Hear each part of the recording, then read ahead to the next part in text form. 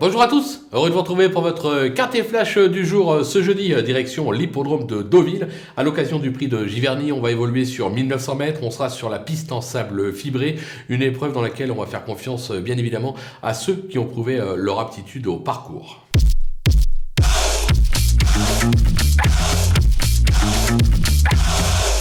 Allez, on attaque avec nos bases avec le numéro 6, Homel.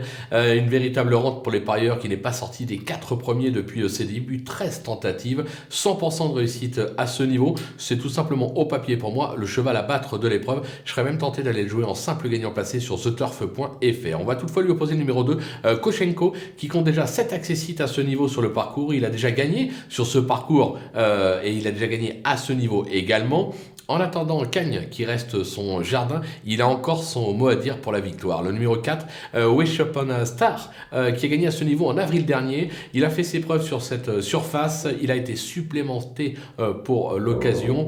Vous l'aurez compris, cette course est un objectif. On est obligé d'y croire et de le garder très haut dans sa sélection. Les opposants avec le numéro 13, Gemio, 71% de réussite sur le sable et surtout 100% de réussite sur ce parcours avec 3 accessites correctement traités au poids. Je pense qu'il va falloir compter avec lui. Le numéro 14, Portalis, il est invaincu sur le sable sur la distance, 3 victoires. Il est au top, il s'est déjà placé à ce niveau et correctement traité au poids. Sa place est également sur le podium. C'est vraiment ouvert pour les toutes premières places. Le numéro 1, Indian Pacific, irréprochable cette année avec déjà 4 succès, dont un récent sur ce parcours et à ce niveau. Alors bien évidemment, la donne change avec en 42,5 de valeur, ça se complique un petit peu, raison pour laquelle je pense qu'il est barré pour la victoire. Maintenant, pour les places, à mon sens, il a quand même son mot à dire. Le coup de poker, le numéro 11, Tchekoviev, qui a toujours déçu dans cette catégorie, mais qui affiche 100% de réussite sur ce tracé et se retrouve plutôt bien placé au poids.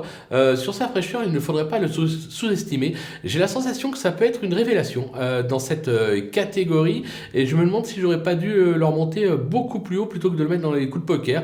À voir, on en saura plus après la course. Les outsiders avec le numéro 8, Central Park West, qui est confirmé sur le sable, mais il brille surtout au niveau des réclamés. Maintenant, il est extra de forme.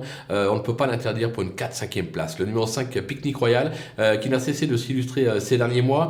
Mais à ce niveau, à cette valeur, c'est beaucoup plus compliqué. Maintenant, attention, son nouvel entraîneur lui remet les œillères.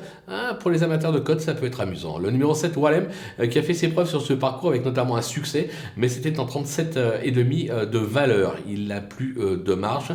C'est plutôt en 37,5 de valeur qu'il n'a plus de marge, parce qu'avant, il avait une valeur bien plus basse, mais j'ai la sensation quand même que sur ce qu'il a fait de mieux, on ne peut l'écarter totalement pour une petite place, tout comme le numéro 9, Saint-Hélier, qui vient de renouer avec le succès sur le sable de Vivo. Alors maintenant, 5 livres de pénalité, difficile d'envisager un coup de 2, mais voilà, pour une 4-5e place, lui aussi, on est obligé de s'en méfier. Tout comme le numéro 10, Oasis Cove. Je ne vais pas vous le cacher, je l'avais éliminé au départ, je l'ai rattrapé, comme on dit. Elle a surtout fait ses preuves sur les distances réduites, plutôt 1000-1200 mètres. Maintenant, elle s'est déjà illustrée à ce niveau, mais moi, je crains un petit peu les 1900 mètres pour elle.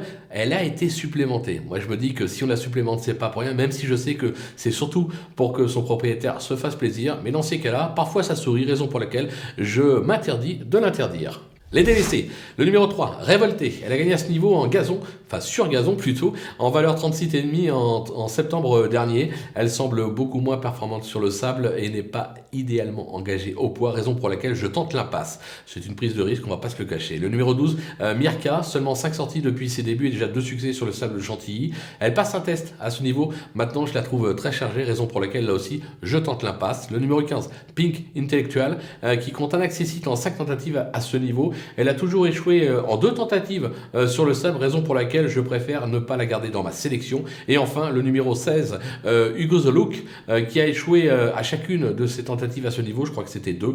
Il reste sur 4 sorties à réclamer sans vraiment convaincre. La marche est beaucoup plus haute cette fois, raison pour laquelle, là aussi, je préfère ne pas le garder dans ma sélection. Voilà, on a fait le tour de cette belle épreuve assez ouverte, aussi bien pour la victoire que pour les accessites. On va se quitter bien évidemment avec ma sélection, mes conseils de jeu, en vous rappelant qu'avec le petit code promo qui défile en bas de l'écran, vous pouvez aller ouvrir un compte sur theturf.fr et bénéficier jusqu'à 250 € de bonus de bienvenue. 250 € de bonus de bienvenue, ça peut permettre d'aller jouer le numéro 6, Homel, gagnant et placé. Maintenant, c'est à vous de voir, c'est à vous de jouer.